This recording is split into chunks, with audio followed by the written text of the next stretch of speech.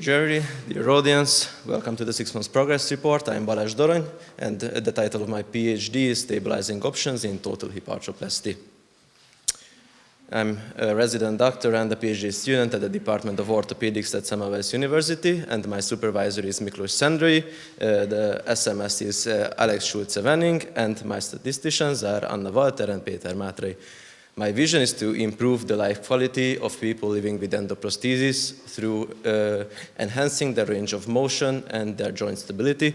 And my mission to achieve this mission is to clarify the indications for different endoprosthesis systems through applying the available scientific data.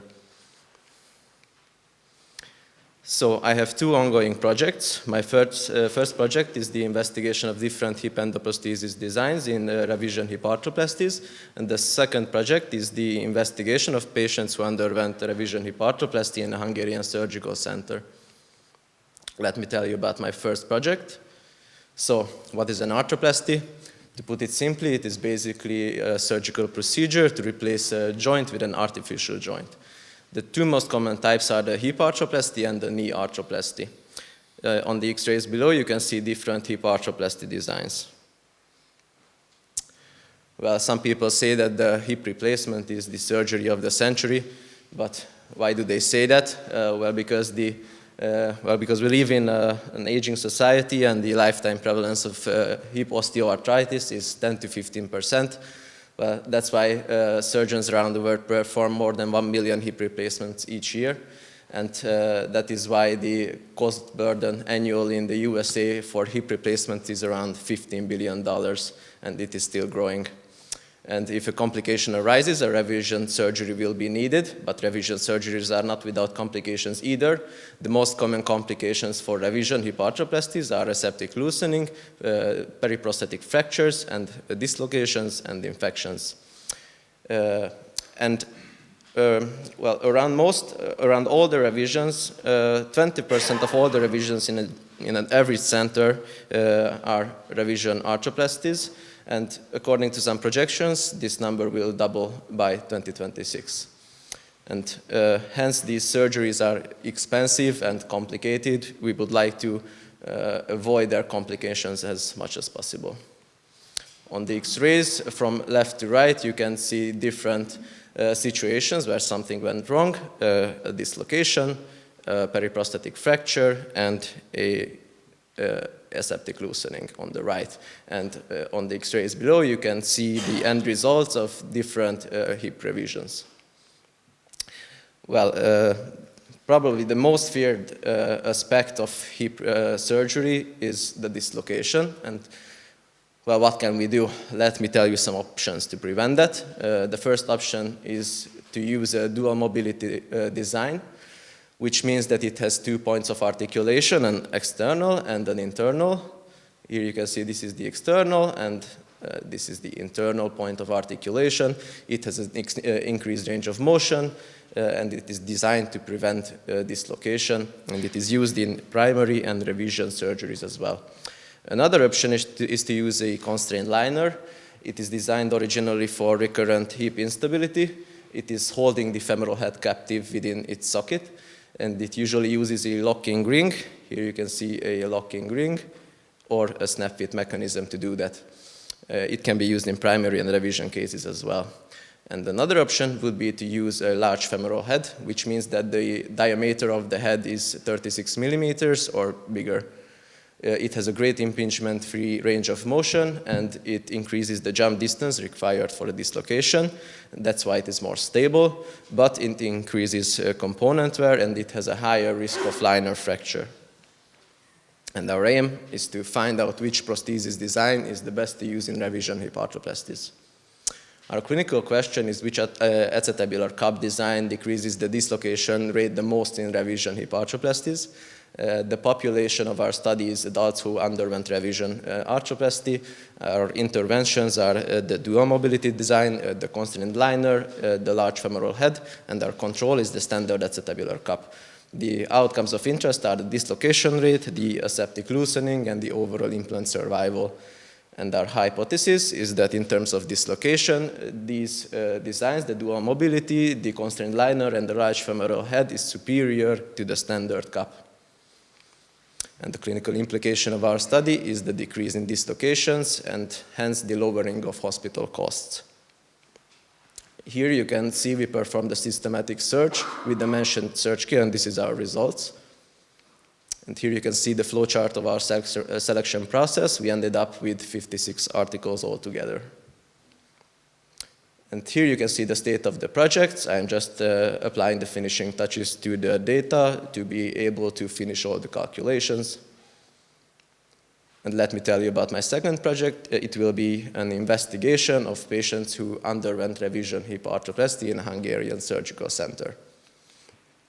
The orthopedic department of Semmelweis University is one of the biggest revision centers of Hungary, and it has extensive clinical experience in revision arthroplasties, and it has a diverse patient pool because it is a national institute.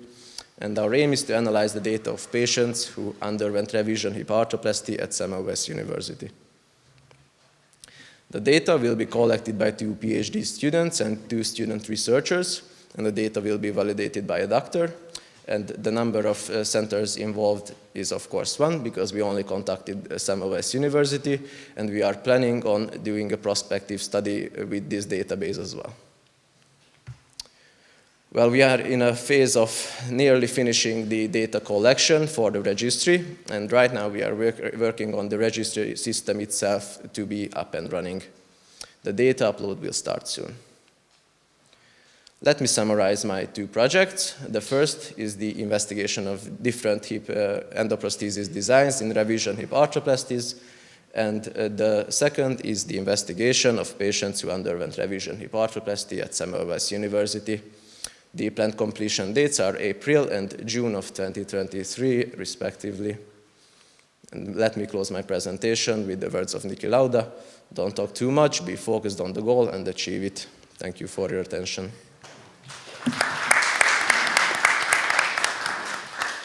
Obviously, I mean, you have a large number of studies, which is good. I mean, that you have this 56. So where are you at that one? Because you don't have data, but probably you have some preliminary stuff and actually. So is there a clear picture which emerges of those actually, or this is just assumptions at this stage? I think we have a clear picture, but the picture is really complex.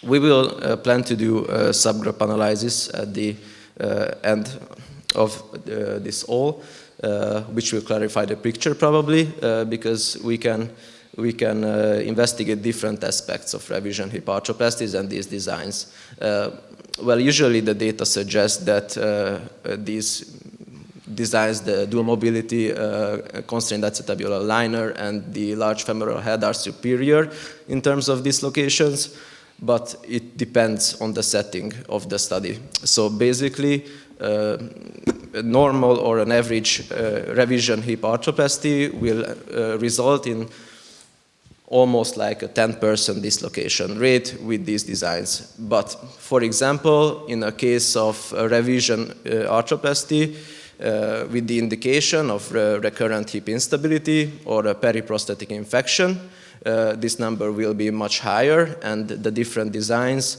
will have different results in these situations. Thank you for the presentation. And I would like to ask you, do you know the percentage of revisions of the total operations or some preliminary data, and what can be the predisposing factors for that? For example, the duration of the degenerative process or the age of the patient?